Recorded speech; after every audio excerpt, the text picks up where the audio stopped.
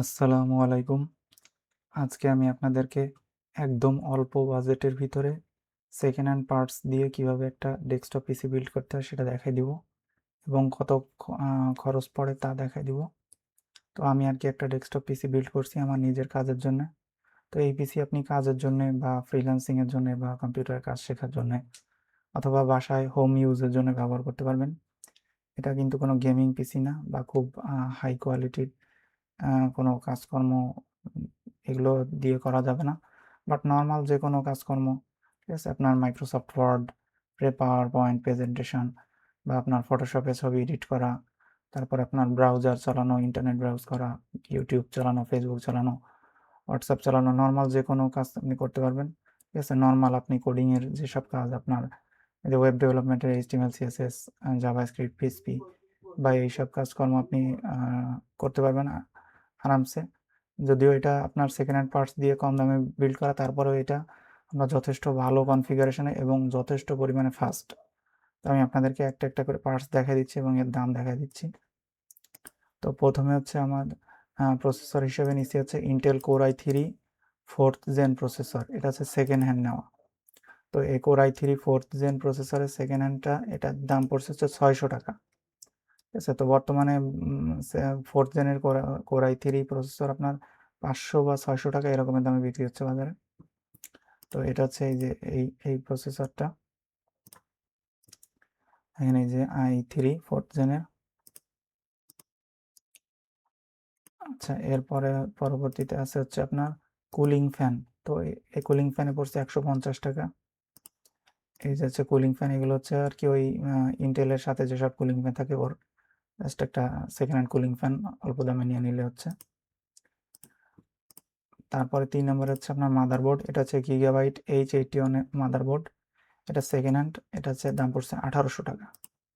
ঠিক আছে? এই মাদারবোর্ডটা হচ্ছে এই যে গিগাবাইটের মাদারবোর্ড। এটা সেকেন্ড হ্যান্ড না, এটা 1800 টাকা দাম পড়ছে। তো এই গিগাবাইটের এই সেকেন্ড হ্যান্ড মাদারবোর্ডগুলো আপনার 4th জেনের যে প্রসেসর সাপোর্ট করে, হ্যাঁ, core i3, core i5 4th জেনের, এগুলোর সকেট হয় হচ্ছে আপনার 1150। এই যে LGA 1150। তো এই মাদারবোর্ডগুলো সাধারণত বাজারে সেকেন্ড হ্যান্ড যেগুলো, এগুলো 1500 থেকে 1800 টাকা এর ভিতরে বিক্রি হয়। ঠিক আছে? তো এরপরে আছে হচ্ছে আপনার 5 নম্বরে হচ্ছে 4 নম্বরে আছে র্যাম। এটা হচ্ছে নিচে ADATA 8GB DDR3 1600 হার্জের র্যাম। এটা হচ্ছে সেকেন্ড হ্যান্ড নেওয়া, 1800 টাকা দাম পড়ছে। তো এই যে এটা ADATA 8GB DDR3 র্যাম 1600 হার্জের। তো এটার দাম পড়ছে 1800 টাকা। তো এরপরে হচ্ছে নেওয়া আছে SSD। তো আমার একটা ট্রান্সেন্ডের SSD নেওয়া, এখানে 120GB SSDটা নেওয়া, এটা 1800 টাকা দাম। তো এটা হচ্ছে আপনার এই যে এটা ট্রান্সেন্ড SSD 120GB, এটা হচ্ছে SATA SSD। এই যে, তো আপনারা বর্তমানে বাজারে সেকেন্ড হ্যান্ড SSD-গুলা আপনার মানে 120GB যেগুলা, এগুলো আপনি 1200 টাকা থেকে শুরু করে 1800-2000 টাকার ভিতরে পেয়ে যাবেন। ঠিক আছে? মানে একদম লোকাল ব্র্যান্ড বা একেবারে নন ফ্যামিলিয়ার ব্র্যান্ড যেগুলা, আনফ্যামিলিয়ার ব্র্যান্ড যেগুলা, এগুলো হচ্ছে আপনার 1200-1300 টাকা এরকমের। আর যেগুলো একটু ব্র্যান্ডের, মনে করেন ট্রান্সেন্ড বা WD অথবা আপনার এই যে কিংস্টোন বা PA9, লেক্সার, ঠিক আছে? স্যামসাং, মানে যে কোনো ব্র্যান্ডের ভালোগুলোর দাম একটু বেশি হয়। বাট আমার মনে হয় যে সেকেন্ড হ্যান্ড যদি আপনি নেন তাহলে একটু যে কোনো একটা ব্র্যান্ডের তাই নেওয়ার চেষ্টা করবেন। ঠিক আছে? 1200 জায়গায় যদি আপনার 1600-1800 পড়ে তাও এটা নেওয়া ভালো। এটা আপনার সেফলি 4-5 বছর চালাইতে পারবেন কোনো দুর্ঘটনা না ঘটলে। তো এটা হচ্ছে SSD গেল। তো এই SSD 120GBটা আমি 2 ভাগে ভাগ করছি। একটা হচ্ছে C ড্রাইভ 50GB আর একটা হচ্ছে D ড্রাইভ 60GB। ঠিক আছে? মোট 110GB। তো 120GBতে আপনি 110GB পর্যন্ত ব্যবহার করতে পারবেন, মানে অ্যাভেলেবেল স্পেস থাকবে। তো 50GB C ড্রাইভ অনেক, এর ভিতরে আপনার সব উইন্ডোজের ফাইল প্লাস সব অ্যাপ্লিকেশন ফাইল ইনস্টল করার পরেও জায়গা থাকার কথা। আর ডি ড্রাইভ হিসেবে 60 GB, এটা হচ্ছে আপনার ফাইল স্টোরেজ। তো যেহেতু এটা আপনার কাজের জন্য বানানো কম্পিউটার, তো সেহেতু খুব বেশি স্টোরেজের প্রয়োজন হয় না, 60 GB অনেক। এখানে আপনি মনে করেন ওয়ার্ড ফাইল বা এক্সেল ফাইল বা আপনার ছবি এডিটের যে ছবিগুলা বা আপনার ওয়েব ডেভেলপমেন্টের যে ফাইলগুলো, এগুলো দিয়ে আপনি 60 GB ভরতে গেলেই অনেক পরিমাণে ফাইল লাগবে। বাট যদি আপনি মুভি বা গেম রাখতে চান তাহলে তো একটুতেই ভরে যাবে। এগুলো কিন্তু মুভি বা গেম রাখার জন্য বানানো না, কাজের জন্য বানানো। তো এটা হচ্ছে আপনার সেকেন্ড হ্যান্ড নেওয়া ট্রান্সেন্ট 120 GB, এটা পড়ছে 1800 টাকা। তারপর হচ্ছে আমার পাওয়ার সাপ্লাই 6 নম্বরে গোল্ডেন ফিল্ড GF 450, এটা হচ্ছে 450 ওয়াটের পাওয়ার সাপ্লাই, এটা সেকেন্ড হ্যান্ড নেওয়া, এটার দাম পড়ছে হচ্ছে 400 টাকা। ঠিক আছে, তো এই পাওয়ার সাপ্লাইটা হচ্ছে এই যে এটা গোল্ডেন ফিল্ডের GF 450। তো এটা আর কি সেকেন্ড হ্যান্ড পাওয়ার সাপ্লাই না, এটা 400 টাকা দাম পড়ছে। আর এরপরে আছে হচ্ছে পাওয়ার কেবল 100 টাকা। পাওয়ার কেবল হচ্ছে যে এই জিনিস, এই পাওয়ার সাপ্লাইয়ের সাথে এগুলো ছিল না, সেকেন্ড হ্যান্ড পাওয়ার সাপ্লাইয়ের সাথে এগুলো থাকে না, সাধারণত কিনতে হয়। তো পাওয়ার কেবল 100 টাকা। তো এরপরে আছে হচ্ছে মনিটর। তো মনিটর হিসেবে আমি নিচে আছে এই যে স্যামসাং SA 300 19 ইঞ্চি, এটা হচ্ছে HD মনিটর, এই যে 1366x768p। তো এটা সেকেন্ড হ্যান্ড মনিটর, এটা পড়ছে আচ্ছা 3800 টাকা। তো আমার এই মনিটরটা একদম ফ্রেশ, কোথাও কোনো সমস্যা নাই, কোনো ডেড পিক্সেল নাই, কোনো লাইন নাই, কোনো ধরনের কোনো মানে কর্নারে যে আপনার শ্যাডো আসে এই ধরনের কিছু নাই, একদম ফ্রেশ মনিটর, এই কারণে 3800 টাকা দাম পড়ছে। তো মোটামুটি ফ্রেশ মনিটর যেগুলো আছে বাজারে 19 ইঞ্চি, এগুলো আপনার মোটামুটি 3000 টাকা থেকে শুরু করে 3200 3500 3800 এরকমের বিক্রি হয়। ঠিক আছে, 3000 থেকে শুরু করে 3800 এর ভিতরে পেয়ে যাবেন। তো এটা কোয়ালিটি অনুযায়ী। এই দেখেন মনিটরটা আমার, এই যে এটা হচ্ছে সেই স্যামসাংয়ের 19 ইঞ্চি মনিটর। তো এটা দেখেন, এই যে আমি ভিডিও চালানো অবস্থায় ছবি তুলছিলাম, একদম কানা টু কানা, সম্পূর্ণ ফ্রেশ, কোথাও কোনো ভার্টিক্যাল লাইন বা হরিজন্টাল লাইন নাই, কোনো ডেড পিক্সেল নাই, কোনো হোয়াইট পিক্সেল নাই, কোনো ধরনের কালারে কোনো প্রবলেম নাই, একদম ফ্রেশ আছে মনিটরটা। ঠিক আছে, তো আপনারা মনিটর কেনার সময় খুব সাবধানে থাকবেন। সেকেন্ড হ্যান্ড মনিটর কিন্তু অধিকাংশই খুবই বাজে হয়। ঠিক আছে, আপনার লাইন থাকে এরকমের, ভার্টিক্যাল লাইন থাকে বা হরিজন্টাল লাইন থাকে, বা কোথাও ডিসপ্লে পিক্সেল অনেকগুলা ডেড থাকে, বা এক জায়গায় কালো হয়ে যায়। ঠিক আছে, বা সাদা হয়ে যায়, মানে ডিসপ্লে যখন আপনি কালো কোনো ছবি ওপেন করবেন তখন দেখবেন যে সাদা লাইট জ্বলতেছে, হোয়াইট পিক্সেল পিছনে ব্যাকলিট দেখা যায়, বিভিন্ন ধরনের ঝামেলা থাকে। তো এই কারণে আর কি মনিটরটা কেনার সময় একটু ভালোভাবে চেক করে নেবেন। ঠিক আছে, চালায় দেখে নেবেন।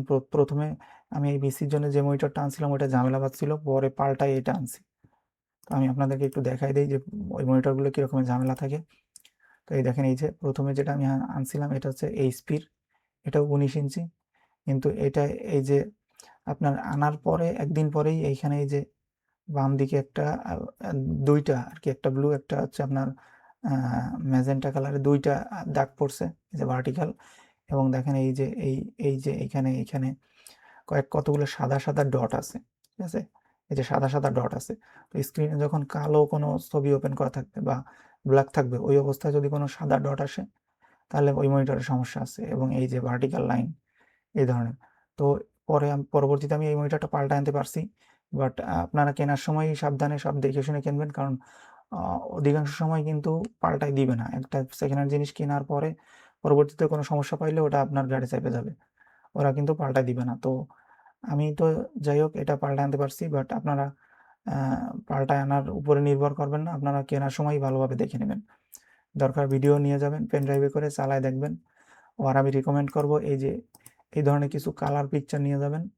ঠিক আছে, আপনি মনে করেন এডিটিং সফটওয়্যার ফটোশপ বা গিম্পে আপনি যায় এই ধরনের একটা HD 1920x1080 রেজুলেশনে একটা এক একটা করে স্ক্রিনশট নিয়ে নেবেন।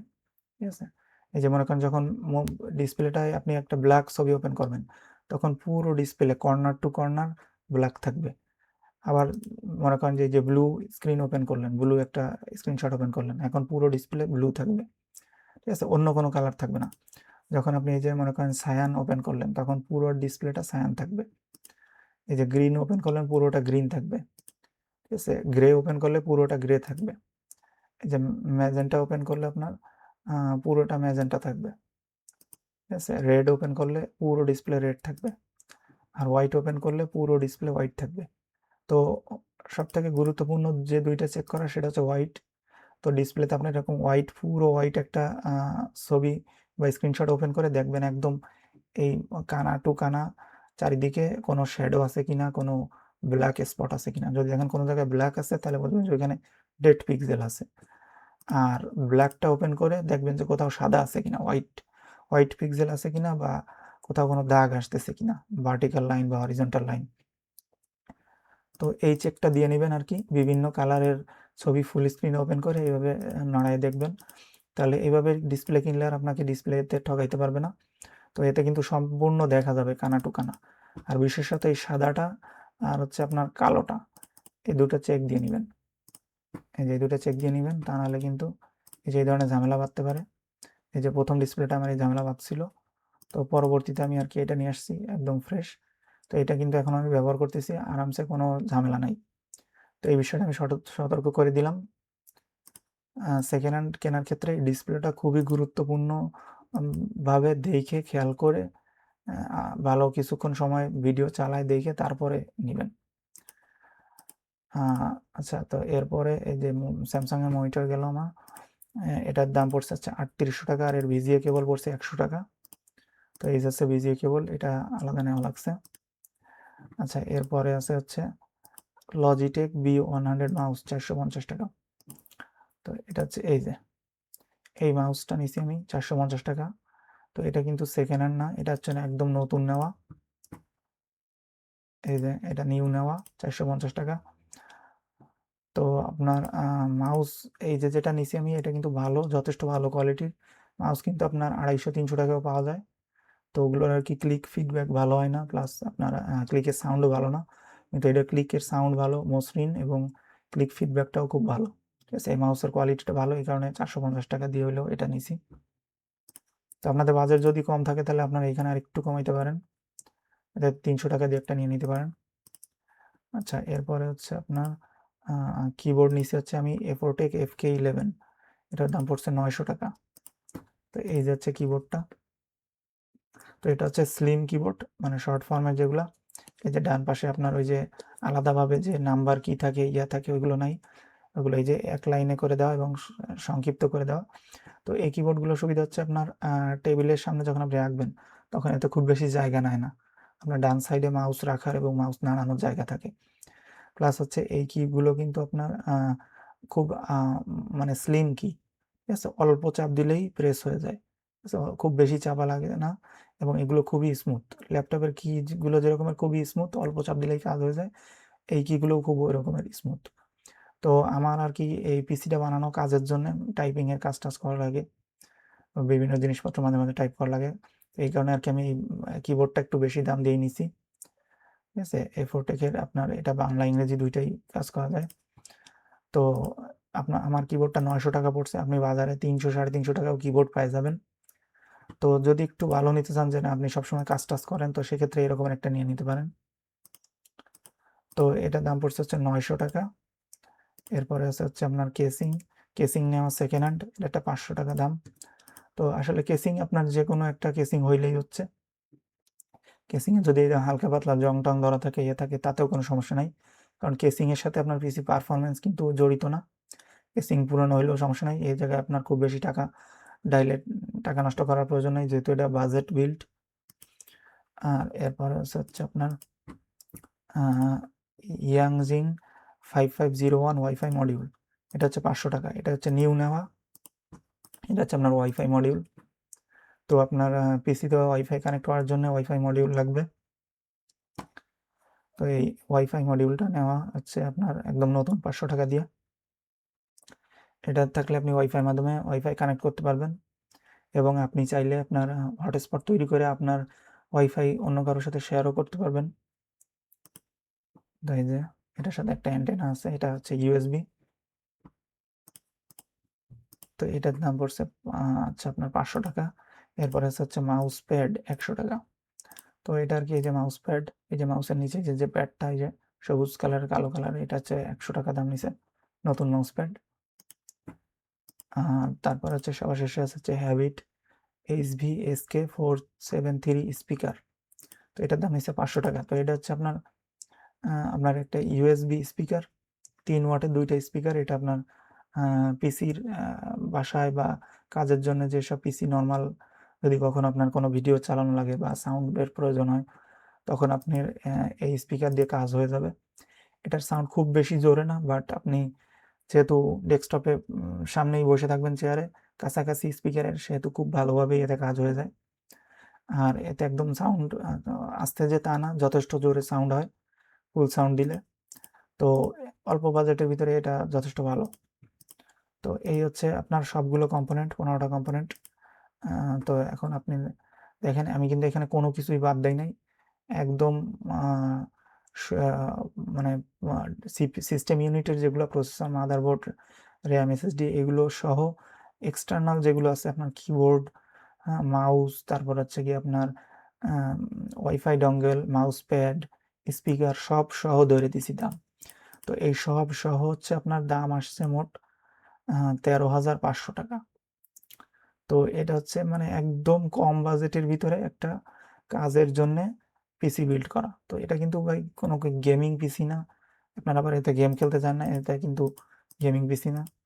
আর হচ্ছে এটা কিন্তু খুব বেশি হাই কোয়ালিটির কোনো ধরনের এডিটিংয়ের কাজও হবে না। ধরেন আপনি খুব বড় সাইজের বা 2K 4K ভিডিও এডিট করতে গেলেন বা রেন্ডার করতে গেলেন বা কোনো 3D রেন্ডারিং করতে গেলেন, ওই ধরনের যেগুলো প্রেশার পড়ে প্রসেসর উপরে বা গ্রাফিক্স কার্ডের প্রয়োজন হয়, ওই ধরনের কোনো কাজ দিতে হবে না। তবে আপনার বাসায় সাধারণত ব্যবহারের জন্য যে পিসি থাকে, বা আপনি কম্পিউটার কাজ শিখতেছেন বা ওয়েব ডেভেলপমেন্ট শিখতেছেন বা আপনার ডিজিটাল মার্কেটিং শিখতেছেন বা আপনি গ্রাফিক ডিজাইনের কাজ, লোগো ডিজাইনের কাজ শিখতেছেন, ফটোশপ, ইলাস্ট্রেটরের কাজ করবেন, অথবা আপনি টাইপিংয়ের কাজ করেন, Microsoft Word, PowerPoint presentation, Excel sheet, এগুলা, অথবা আপনি মনে করেন দোকানে কোনো প্রিন্টিংয়ের কাজ করেন, যে আপনি ছবি প্রিন্ট করেন প্রিন্টারের মাধ্যমে বা ডকুমেন্টস প্রিন্ট দেন ফটোকপি মেশিনে।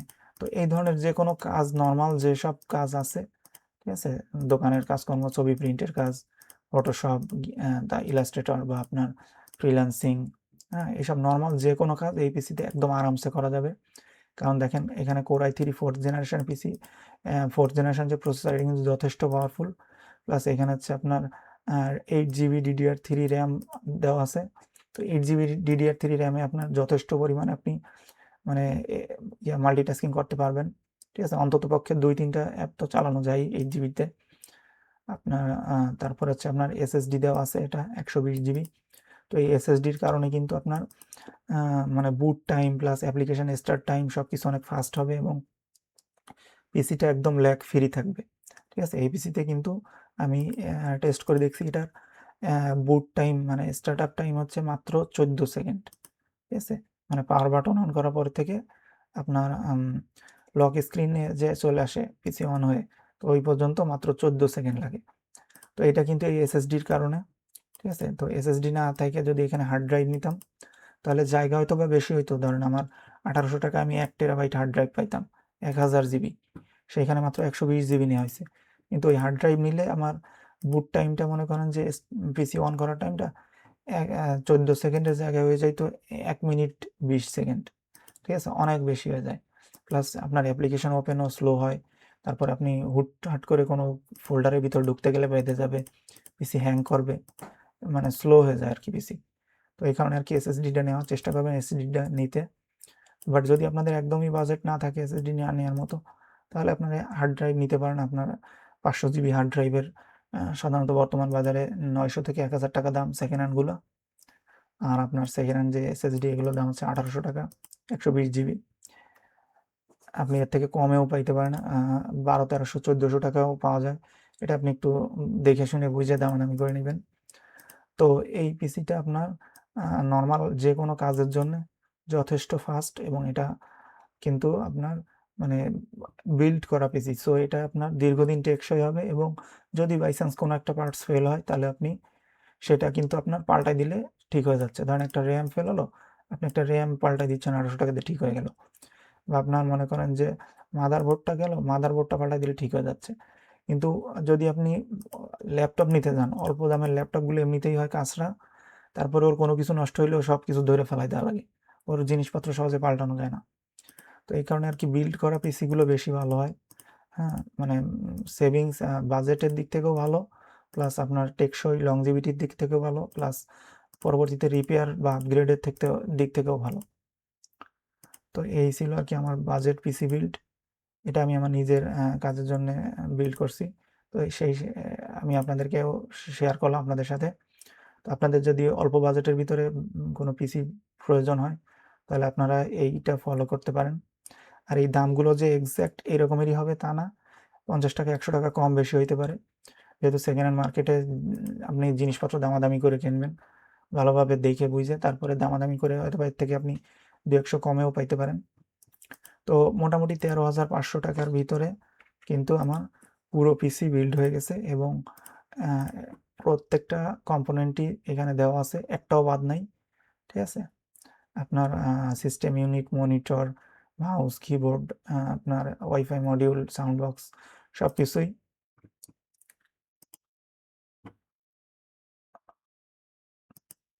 তো আজকের ভিডিও এই পর্যন্তই।